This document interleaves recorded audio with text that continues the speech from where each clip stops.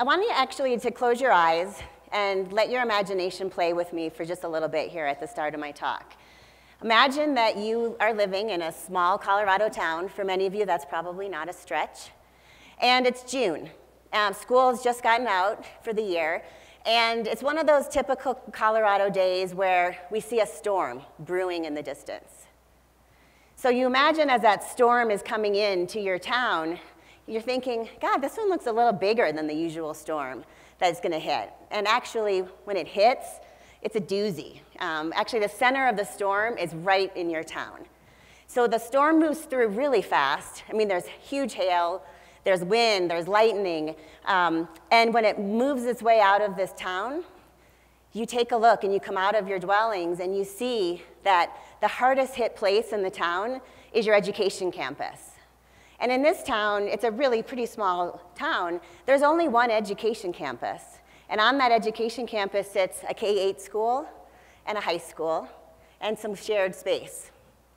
And when you take a look, you see that the storm has devastated your campus. There's hail damage to the roof, there's water damage inside the building, there's trees that have fallen down, and you're scared.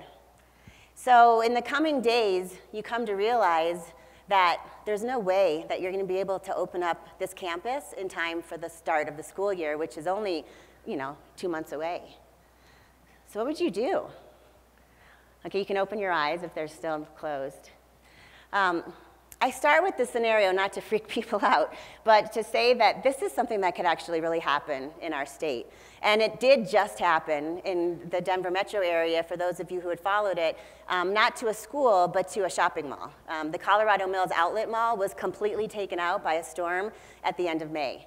So much so that they've had to shut the mall down, people had to lose their jobs, and they're not going to be able to open it back up for several months.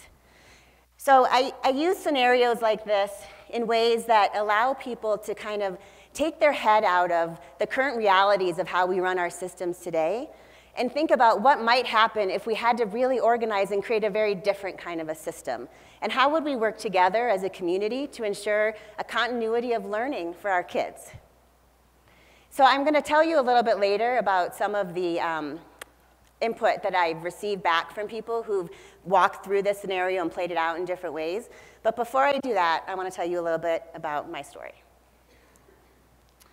So this is Naperville, Illinois. This is where I grew up. The time I was growing up, it was a really pretty small town. My parents moved there because it was convenient to my dad's work, which he worked for Sears for 25 years. Good public schools. Everybody pretty much went to the public schools because that's all there was. There were a couple of parochial schools, but I was a Jewish girl, so it was the public schools for me. And I loved school up until 5th grade. I was challenged. I actually skipped a grade because I was such a voracious reader. It was a very collaborative nature of learning. My teachers challenged me, and I loved getting up and going to school every day. And then I hit 6th grade, which was junior high. And junior high was not so great for me. I had to change every hour to go to a different teacher. I didn't know my teachers very well. They didn't know me very well. It was a very hard time. I struggled socially, and I started to lose my love for learning. I just kind of showed up every day. And then when high school came around, it actually didn't get much better. My middle school was about 600 kids. My high school was 2,600 kids, so very large. And much like the experience I had had in my middle school, I just kind of went from class to class doing what I was told to do. I did fine in school, but I didn't have the relationships with teachers that I wish I'd had. I didn't play sports, so I wasn't kind of interacting in that kind of a way. And when I look back at my years growing up, it's actually the things that I did when I wasn't in school that I found were the biggest areas of growth and learning for me than the time I spent in school. I worked, I was part of a leadership group and did a Jewish youth group, and I did some arts kind of programming, and I learned a lot through those experiences, things that I still value in my life today.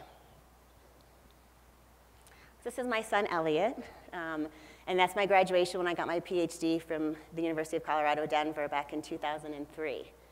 And I show this, and I want to tell you a little story about my graduate work, because it wasn't until I went to graduate school that I finally had the kind of a learning experience that I would hope for any kid. At the time, I was working for an education nonprofit, and my boss encouraged me to go back to school and pursue an advanced degree. And when I graduated with my bachelor's degree, I thought, that's it, I'm done with school.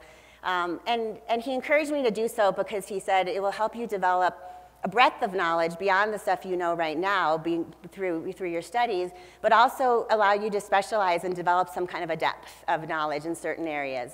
And so I did it, and I found a great program for me. And the reason I want to talk about this one is because what made a difference is that I had an advisor. I never had an advisor before. I mean, I'd had a counselor in high school, but it was, it wasn't the same kind of a thing. And when I showed up that first day, that advisor started by just asking who I was as a person, what I liked, what had been my challenges over the years. What did I want to become in life? What was I interested in? What did I think I still needed to learn? And I really hadn't been asked those questions by someone in the education world in that way. And what we did together was we crafted a master's PhD program that was designed really just for me. I mean, certainly there were courses that were standard courses I had to take, but beyond that, he allowed me to do independent studies and look at experiences that were occurring kind of in the real world with relevancy and integrate that back into my academic studies. And that was a game changer. That is how I have continued to kind of live my professional life, where I continue to pursue kind of academic pursuits through reading and writing and studying in those kinds of ways, but that I also need to be equally, if not more, spending time out, continuing to push myself and learn. Like being up here and doing this TED-type talk is definitely pushing myself in a new kind of a way. So what I would hope is that a couple of things at this point from my experiences. One is that we do now have a world that's different from the world I started in, where you do have a variety of choices now in education beyond just one standard model, and that's great. But what I don't think we've done enough of yet is be able to help every learner build their sense of self and be able to start to develop the agency to navigate their lives and their educations in different ways. And that's a big part of the work I do at Reschool Colorado. And that for those of you who work at CDE, this will be a familiar picture, not with my daughter there. But what I want to share about this experience is that I noticed I had a gap kind of in my career back in 2010 timeframe, which was that I had spent so many years working on the fringes of the education system. I'd worked for foundations, I'd worked for policy shops, I'd been in nonprofits, but I had never actually worked in the system. I'd partnered with the system a ton, whether that be schools or districts. I started some schools, but I never actually understood the mechanics of what it's like to work within the system, and I felt like that was something that was really important to understand. And so I was given the opportunity to work for then Commissioner Robert Hammond and start a division of innovation and choice within CDE. And it was a great opportunity. I learned a lot. My first year was really an opportunity to take a vision that had been started by a commission that was created called the Expanded Learning Opportunities Commission, and try to create a strategy and plan on how we could create a future path for learning for our state. And it was a group of people within and outside of CDE. Actually, what was then the Colorado Legacy Foundation, which is now CEI, was a key partner in that effort. And we were able to craft a compelling vision, a lot of which continues to guide my work today. But where I felt challenged in my seat at CDE was that when it came time to implement that vision, I was so busy running my division. I mean, I had a bunch of different offices within my division. I was dealing with the legislature, kind of running the system that we have now, which was obviously much more important and critical to actually trying to spend time creating a system or path forward for where we want to go.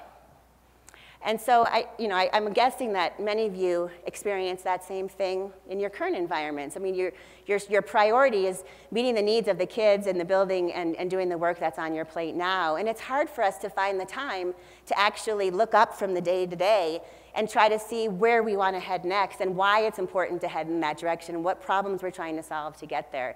And I think this conference is a great opportunity to give you the chance to do that, but I don't know if it happens enough.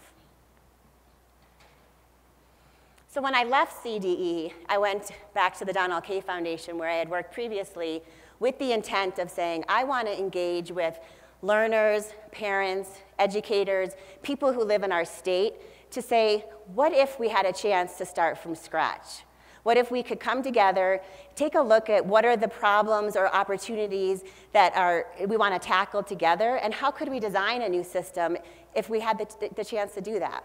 And the way that we've been doing that is very similar in practices and approaches to a lot of the work that CEI has been working on with you and the Space Lab in particular around using games. So this is a game that we created at Reschool as a way of saying, I'm going to immerse myself in being a learner. So you play a learner in the game, and that learner, much like my experience in grad school, certainly is anchored in saying, here's what I need to accomplish and want to accomplish, what my gaps and strengths and challenges are. But now let's take a look at all of the different learning experiences that I could access, and how would I bundle together those learning experiences, whether they be courses in school or apprenticeship programs outside of school, or taking a cooking class. It's the idea that we want to recognize that our system of learning is not just about what you do in school from 8 until 3 in the afternoon. It's actually what you also do when you're not in school. And a lot of our vision is trying to see how we can more purposefully integrate that so that kids have a more kind of appropriate path to life, because given the way that our world is organized today, we don't go to a place and work and then go home and not work. It's very different. So I'll get back to the scenario that I started in the beginning. When we ran this with a group recently at a national convening, one of the first things that groups were working in small tables like this, one of the first things that came out of the discussion was, well, yeah, we've lost the space. We've lost the buildings and the facilities where learning occurred, but we haven't lost our people. We still have all of the same teachers and learners and parents and people that live in our community that lived there before the storm. So how could we more purposely leverage those people in smart ways and just do it in different settings around town? So one idea was, let's build an asset map of who exists, and let's look more purposefully at places like libraries, rec centers, businesses, places where kids often spend time when they're not in school, and see if those could be places where we do schooling in different ways.